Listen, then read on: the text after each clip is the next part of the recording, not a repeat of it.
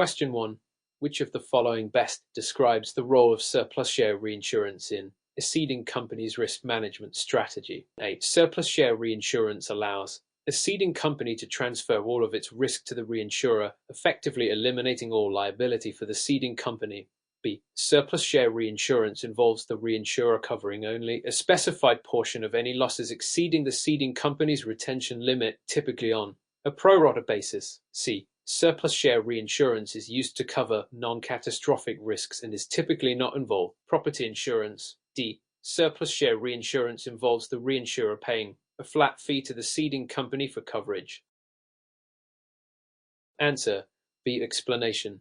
Surplus share reinsurance is a type of proportional reinsurance where a reinsurer takes on a specified portion of the ceding company's risk for any losses exceeding the ceding company's retention limit. This typically happens on pro rata basis, meaning the reinsurer assumes fixed percentage of the excess losses. This method helps the ceding company manage risk without transferring all liability. Option is incorrect because it describes an all-or-nothing scenario, which isn't true for surplus share reinsurance. Option C is misleading because surplus share can cover both catastrophic and non-catastrophic risks, and it is often used in property insurance. Option D is incorrect because surplus share reinsurance is not about flat fee, but about sharing losses according to percentage. Question 2. What is the primary distinction between facultative and treaty reinsurance contracts? A. Facultative reinsurance is more flexible, covering individual risks, while treaty reinsurance covers an entire class or portfolio of risks. B. Facultative reinsurance applies to only long-term contracts, while treaty reinsurance is used for short-term contracts. C. Treaty reinsurance requires the ceding company to manually select each risk to be reinsured, whereas facultative reinsurance automatically covers all risks. D. Facultative reinsurance involves the automatic cession of all risks within a given geographical area, while treaty reinsurance applies to individual policyholders. Answer. A. Explanation. Facultative reinsurance is typically used for specific individual risks. The ceding company can choose which risks to submit to the reinsurer for coverage. In contrast, treaty reinsurance involves an agreement that covers a whole portfolio or class of risks automatically without the need for individual selection. This distinction is critical because facultative reinsurance allows for more tailored coverage of high-risk, non-standard policies, while treaty reinsurance is more comprehensive and automatic. Option B is incorrect because the distinction isn't based on the duration of contracts. Option C is incorrect because treaty reinsurance automatically covers all risks and facultative requires manual selection. Option D is incorrect because it confuses the geographical scope with the nature of the reinsurance arrangement. Question 3. Scenario question. Mr. Thompson is the risk manager at a large property insurance company in Minnesota. After a series of natural disasters in the region, the company faces significant exposure to future catastrophic events. Mr. Thompson is tasked with evaluating their reinsurance arrangements to protect the company from large, unpredictable losses. He is considering using non-proportional reinsurance to cover the risks. Which of the following should Mr. Thompson focus on in selecting a non-proportional reinsurance agreement? A.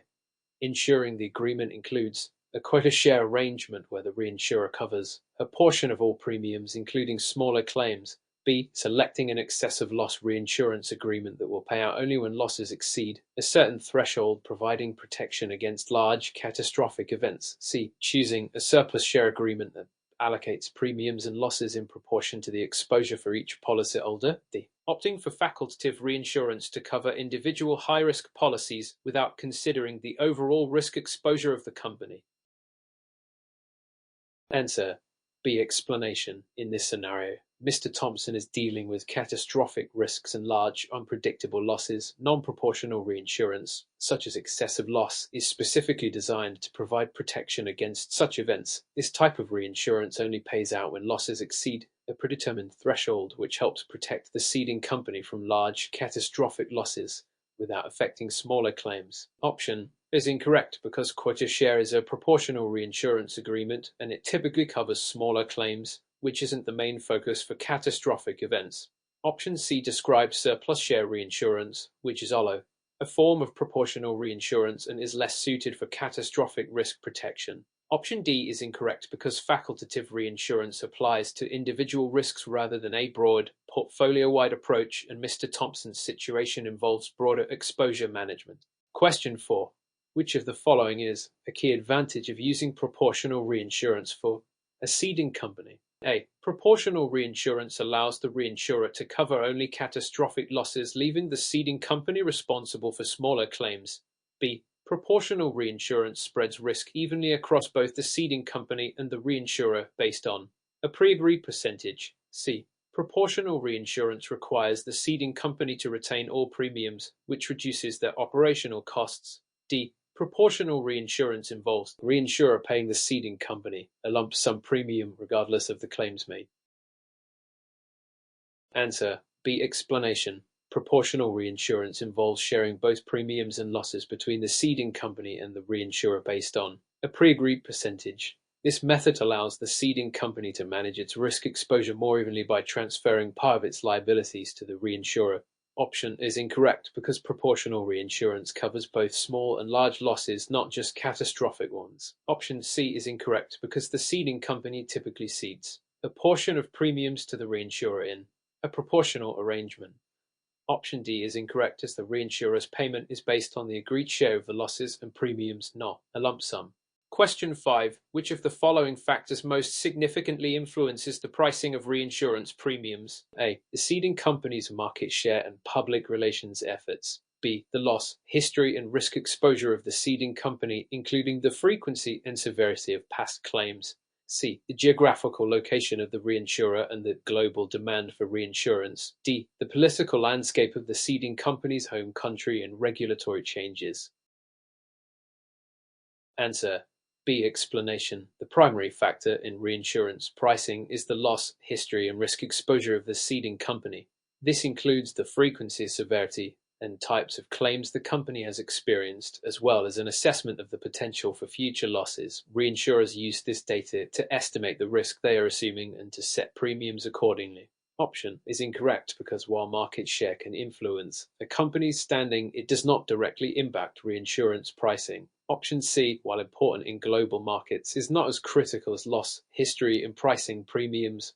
Option D is more related to regulatory compliance and market conditions, but loss, history is the fundamental pricing driver. Question 6. Scenario question MS. Williams works for an insurance company in Minnesota, which has recently suffered several large claims due to a significant storm. To prevent future financial strain, Williams is considering a reinsurance agreement that will cover all losses exceeding $10 million from any one event. What type of reinsurance would best fit this strategy? A. Excessive loss reinsurance, where the reinsurer covers losses above a specific threshold, in this case $10 million. B. Quota share reinsurance, where the reinsurer covers a fixed percentage of all claims, regardless of the size. C. Surplus share reinsurance, which would help cover only the excessive claims beyond a predetermined amount, but not based on a specific event threshold. D. Facultative reinsurance, which would allow the company to select and cover individual risks based on their exposure to loss. Answer A. Explanation. Excessive loss reinsurance is designed specifically for situations where a company wants to limit its exposure to catastrophic events. This reinsurance kicks in only after the losses exceed a certain threshold, in this case $10 million. It is a form of non-proportional reinsurance that protects the ceding company from large losses in individual events. Option B is incorrect because quota share reinsurance involves sharing a percentage of both premiums and claims, and it is not tailored to specific event thresholds. Option C describes surplus share reinsurance, which shares a proportion of losses above a retention limit, but it is not specific to catastrophic events. Option D is incorrect because facultative reinsurance is typically used for individual risks rather than specific events. Question 7. Which of the following is a primary reason that reinsurers may decide to retrocede some of the risks they have taken on? A. To diversify their own risk portfolio and manage the total exposure to catastrophic events. B. To increase the amount of premiums they receive from the ceding company without covering additional risks. C. To ensure that they are complying with all state-specific regulatory requirements for solvency. D. To ensure that the original ceding company bears more responsibility for the risks they transfer. Answer A. Explanation. Retrocession is the practice of reinsurers passing on part of the risk they have assumed to other reinsurers.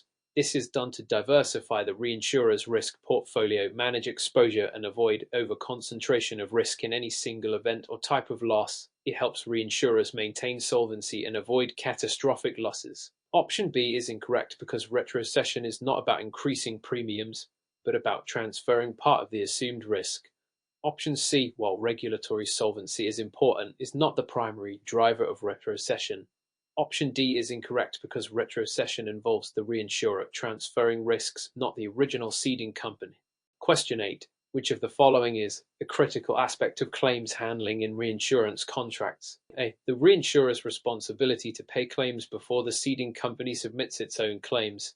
B. The ceding company's obligation to handle and settle claims as per the terms of the reinsurance agreement, subject to the reinsurer's approval. C. The reinsurer's obligation to pay all claims directly to the policyholders. D. The ceding company's ability to increase the retention limit after a claim has been paid by the reinsurer. Answer B. Explanation. In reinsurance, the ceding company remains responsible for handling and settling claims, but they must do so in accordance with the terms of the reinsurance agreement. The reinsurer typically provides approval for the claims to be settled but does not handle them directly. Option is incorrect because the reinsurer does not pay claims before the ceding company submits them. Option C is incorrect because reinsurers pay the ceding company, not directly to the policyholders in most cases. Option D is incorrect because retention limits are typically pre-agreed upon and cannot be adjusted after claims are made. Question 9.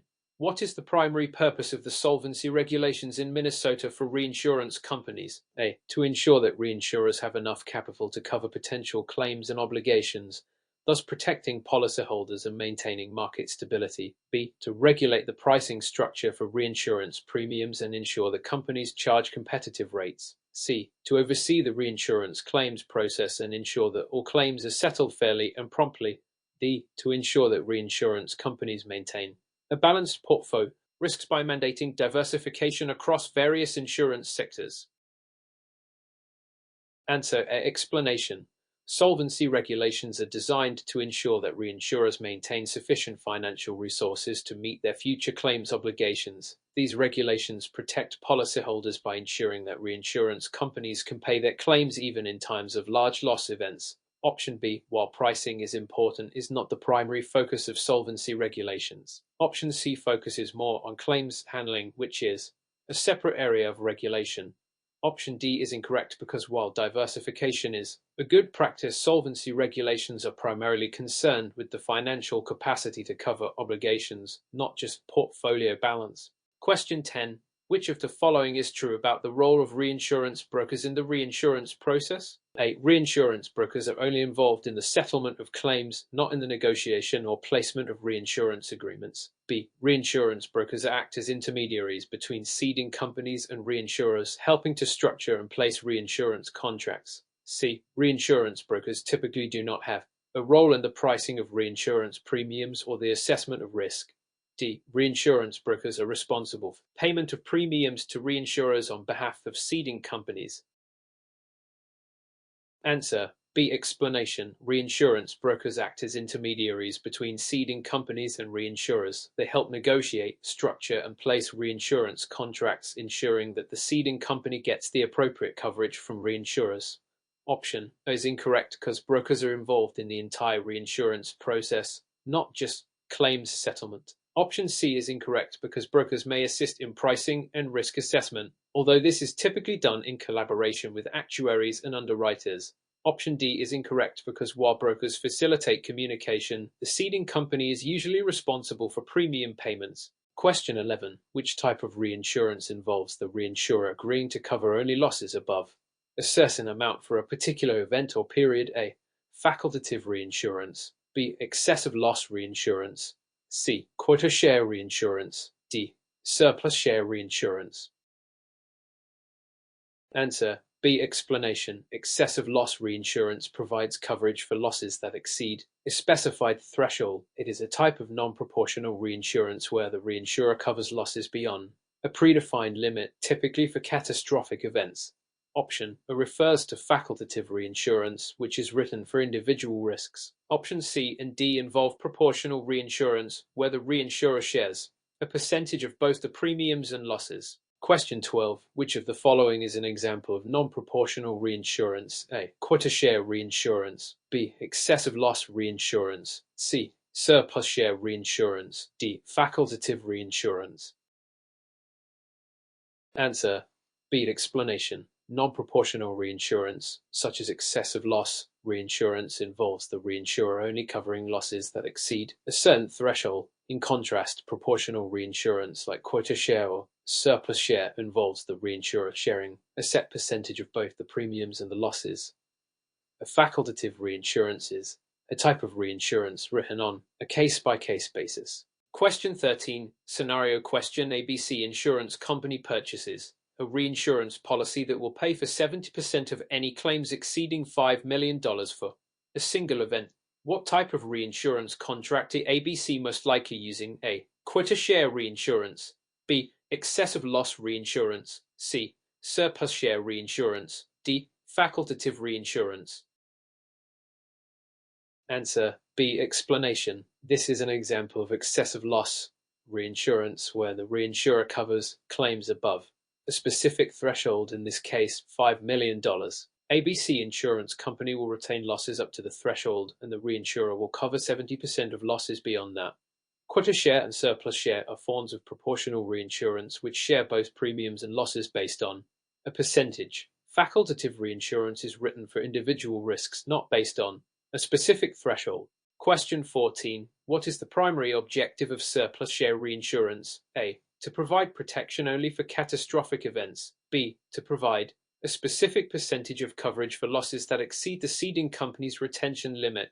C. To divide premiums and losses between the ceding company and the reinsurer based on fixed percentage. D. To reduce the ceding company's exposure to smaller, more frequent losses. Answer B. Explanation. Surplus share reinsurance is a type of proportional reinsurance where the reinsurer covers losses that exceed a specific retention limit set by the ceding company, but only for losses above a certain amount. It is proportional but focuses on larger, more significant claims. Option A describes excessive loss reinsurance. Option C applies to both quota share and surplus share reinsurance, but is not specific enough to describe surplus share reinsurance. Option D is more related to excessive loss reinsurance. Question 15. Which of the following statements about facultative reinsurance is true? A. It automatically covers all policies written by the ceding company. B. It covers individual risks that the ceding company selects and submits to the reinsurer. C. It involves the ceding company and the reinsurer sharing premiums and losses based on a pre-agreed percentage. D. It is typically used to cover large-scale catastrophic events. Answer B. Explanation. Facultative reinsurance is written for individual risks selected by the ceding company and submitted to the reinsurer for coverage. The reinsurer has the option to accept or reject each individual risk. Option is incorrect because facultative reinsurance is not automatic and applies to specific risks. Option C describes proportional reinsurance, and option D refers more to excessive loss reinsurance. Question 16. What is the primary benefit of reinsurance for the ceding company? A. It allows the ceding company to increase its market share by offering lower premiums. B. It provides the ceding company with financial protection against large, unexpected losses. C. It enables the ceding company to reduce the total number of claims it handles. D. It eliminates the ceding company's obligation to pay claims altogether. Answer B. Explanation. Reinsurance helps the ceding company manage its risk by providing financial protection against large, unexpected losses. This allows the ceding company to stabilize its financial position and avoid the full impact of catastrophic events. Option is incorrect because reinsurance doesn't directly allow the ceding company to lower premiums. Options C and D are not true because reinsurance doesn't reduce the number of claims or eliminate claims payments altogether. Question 17. Which of the following is a key disadvantage of proportional reinsurance for the ceding company? A. The ceding company retains a larger portion of the premium. B. The ceding company may lose the ability to fully recover losses above the agreed upon percentage. C. The ceding company may be required to share a percentage of all claims even if the claims are small. D. The ceding company is unable to cede any losses to the reinsurer. Answer C. Explanation. In proportional reinsurance, both premiums and losses are shared based on a pre-agreed percentage. This means the ceding company may need to share a percentage of small claims, which could result in a higher out-of-pocket cost for the ceding company.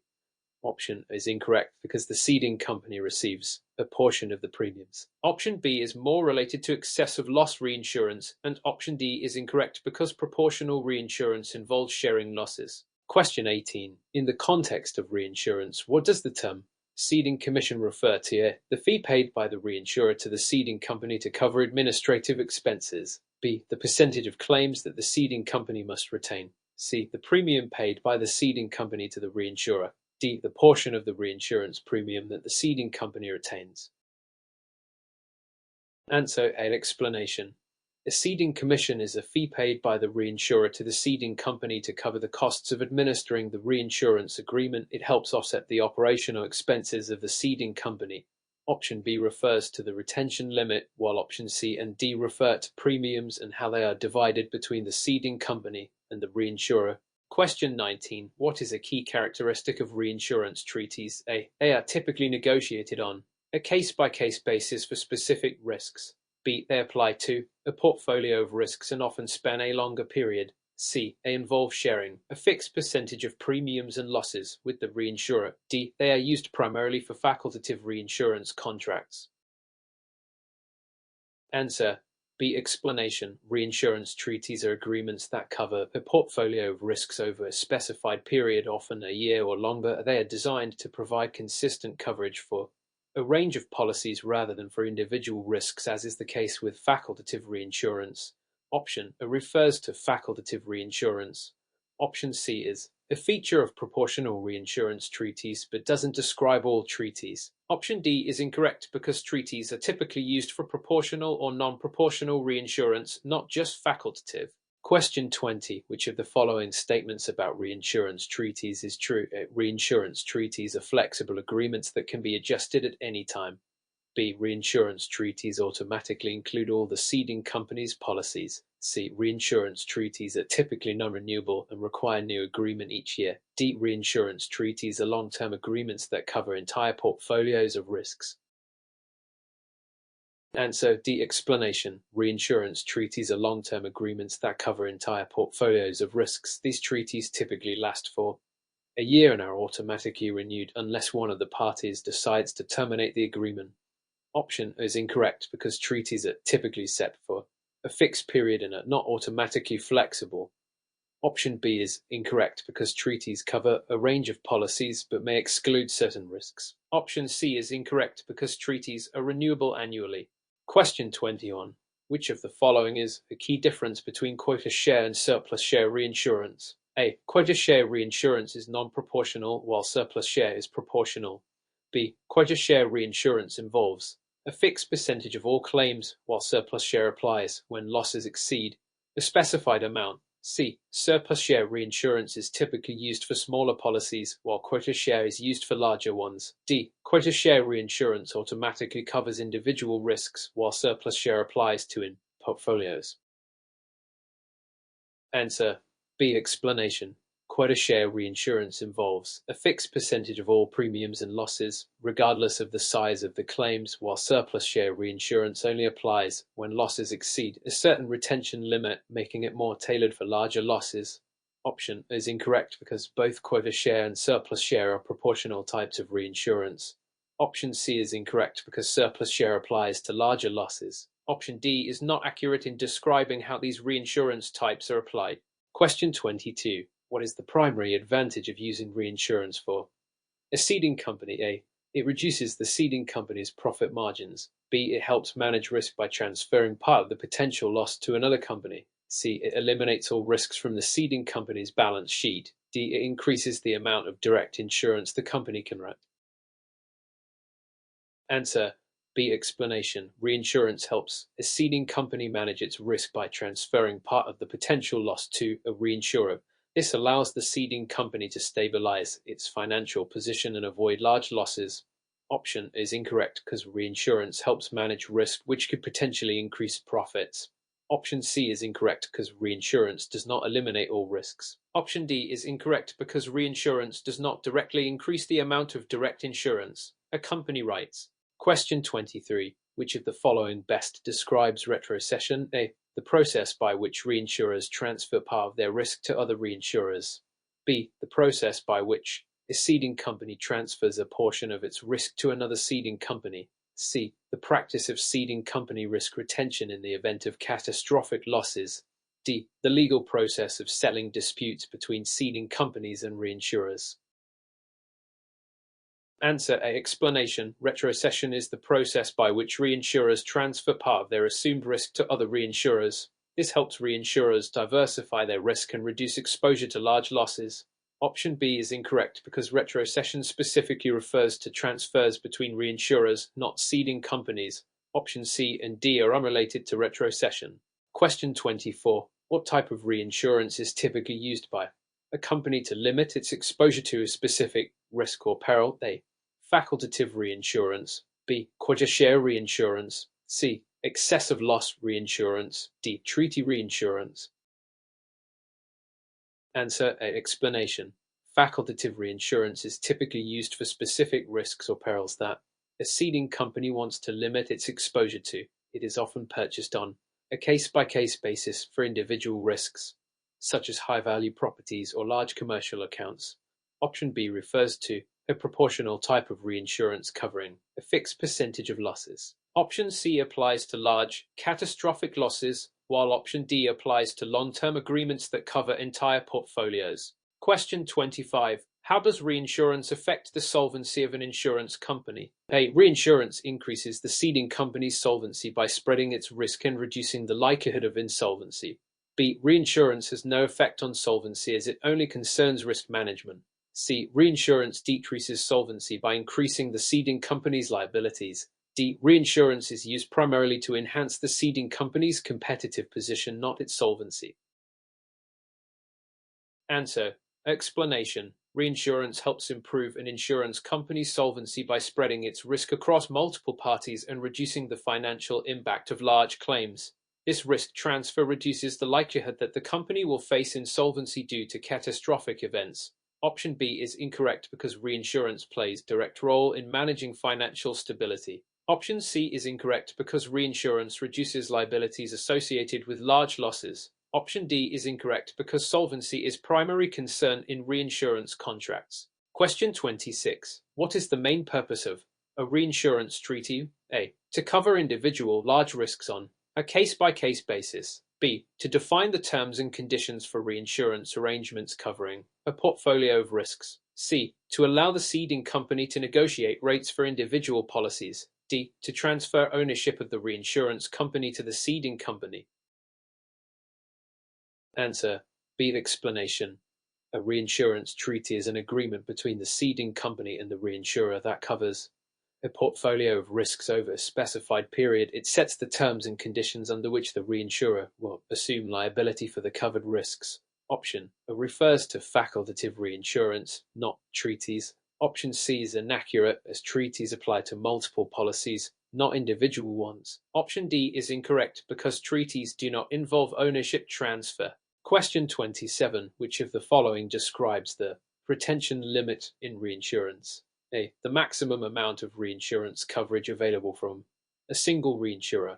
B. The amount of risk the ceding company retains before transferring the excess to the reinsurer. C. The portion of claims that the reinsurer retains under a non-proportional reinsurance agreement. D. The minimum amount of premium the ceding company must pay to the reinsurer.